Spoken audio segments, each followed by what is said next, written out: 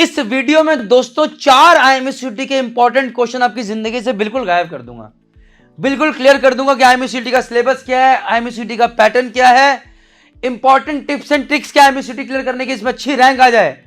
और सबसे इंपॉर्टेंट चीज, क्या आईएमएससीटी ऑल इंडिया रैंक 1 लाने के बाद भी आप बर्बाद हो सकते हो, या ऑल इंडिया रैंक 1 काफी है मर्चेंट में कामयाब होने के लिए?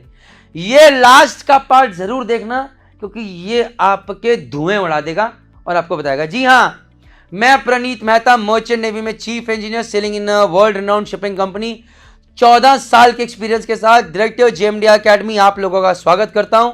जय हिंद, जय भारत, जय माता दी। तो बिना कुछ टाइम वेस्ट किए चलिए स्टार्ट करते हैं।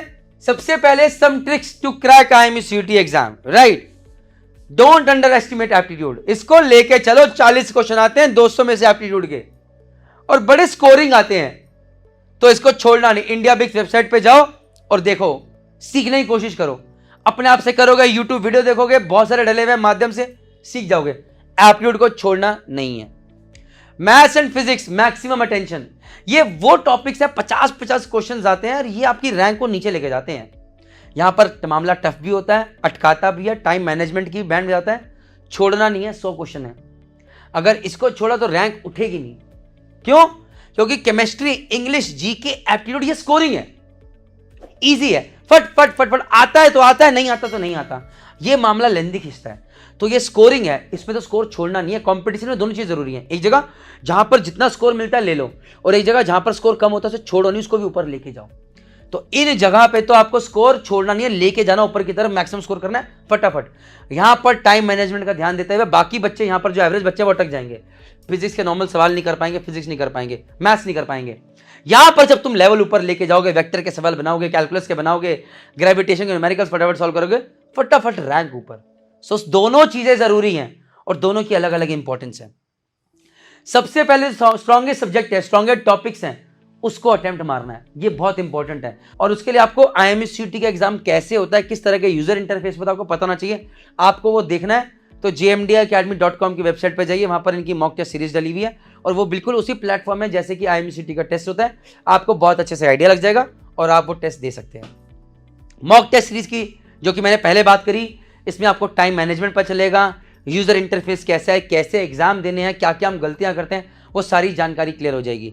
अगर आप पैसा नहीं खर्च करना चाहते तो यस, फ्री ऑफ कॉस्ट भी एक अच्छा आइडिया है। मर्चेंट नेवी डिकोडेड वेबसाइट पे जाइए, वहां पर एक आईएमएससीटी मॉक टेस्ट सीरीज का फ्री ऑफ कॉस्ट पैकेज है, जहां पर 4 से 5 मॉक टेस्ट दे ले रहेंगे।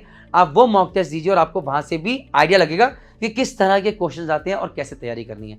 तो ये प्लीज बहुत इंपॉर्टेंट है, इसको मत छोड़िएगा।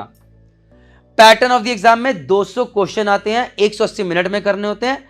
एक एवरेज लेवल आता है फिजिक्स का, मैथ्स का, केमिस्ट्री का, इंग्लिश का, एप्टीट्यूड का, जीके का। फिजिक्स, मैथ्स, केमिस्ट्री तीनों 11th और 12th लेवल की आती है। एनसीईआरटी की, स्टेट बोर्ड लेवल की कह लो, आईसीएसई लेवल की कह लो, सीबीएसई लेवल की कह लो, बस बेसिक कॉन्सेप्ट क्लियर होने चाहिए। समझ में आ गया? इंग्लिश के अगर 40 क्वेश्चन करना है तो एनडीए का पेपर उठाओ, तुम्हें समझ में आ जाएगा इस तरह के आते हैं, बस वो जरूरी है। उसके लिए आप एनडीए पाथफाइंडर लेना चाहते हो, कौन सी किताब से करना चाहते हो, आप प्लीज कीजिए, आपको पूरी अच्छे से आइडिया लग जाएगा। कॉपीड। जनरल एप्टीट्यूड के लिए इंडिया बेक्स वेबसाइट पे चाहिए, और जीके के लिए करंट अफेयर को थोड़ा न्यूज़पेपर वगैरह पढ़िए, थोड़ा न्यूज़ देखिए, मोर देन सफिशिएंट, आप वहां पर स्कोर कर जाओगे। पहले नेगेटिव मार्किंग नहीं थी, अब यहां पर नेगेटिव मार्किंग भी लेकर आ गए, इसलिए scoring is important, thinking is important, गलतियां नहीं करनी है वो भी बहुत इंपॉर्टेंट है। सिलेबस मैंने आपके आगे फिर से बता दिया, जी हां, मैं रिपीट नहीं करूंगा।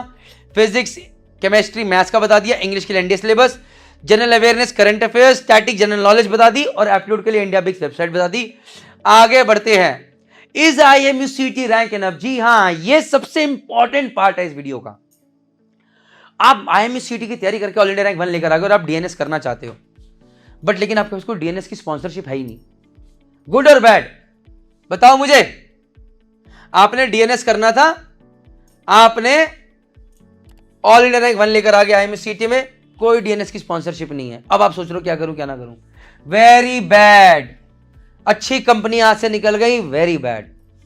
ऑल इंडिया रैंक 1 लेकर आए, डीएनएस स्पॉन्सरशिप है, लेकिन किसी ऐसी कंपनी की है जिसको मैं रिकमेंड नहीं करता है, मैं काफी लो रैंक करता हूं। टॉम की नहीं है, सिनर्जी की नहीं है, एंग्लो की नहीं है। गुड और बैड? बैड। ऑफ कोर्स मैंने सिर्फ 3 एग्जांपल दिए, अगर आप जानना चाहते हैं कि मैं कौन कौन सी कंपनीज डीएनएस में रिकमेंड करता हूं तो please merchant navy decoded YouTube channel पर जाइए और डीएनएस के सारे वीडियोस देखिए, आपको पूरी जानकारी मिलेगी। Copied? That is bad. All India rank 1 है, आप बीएससी नॉटिकल साइंस आपका करने का मन, आप कहते हो नहीं डीएनएस नहीं करनी, मुझे बीएससी नॉटिकल साइंस ही करनी है, लेकिन आपने एक ऐसा कॉलेज ज्वाइन करा जहां पर प्लेसमेंट नहीं है। आपने बीटेक मरीन इंजीनियरिंग करने की सोची लेकिन एक ऐसा कॉलेज ज्वाइन करा जहां पर प्लेसमेंट नहीं है। गुड और bad? Very bad.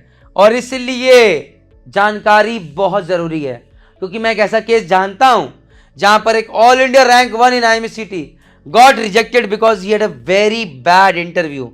He could not join that shipping company that he wanted. तो once again put in cross, IMSCT पे फोकस रखना है, साथ साथ अच्छे कॉलेज पे फोकस रखना है, साथ साथ अगर डीएनएस करो स्पॉन्सरशिप पे फोकस रखना है। फोकस फोकस फोकस, तभी कामयाब बनोगे और मर्चेंट नेवी में एक अच्छा करियर चुन पाओगे।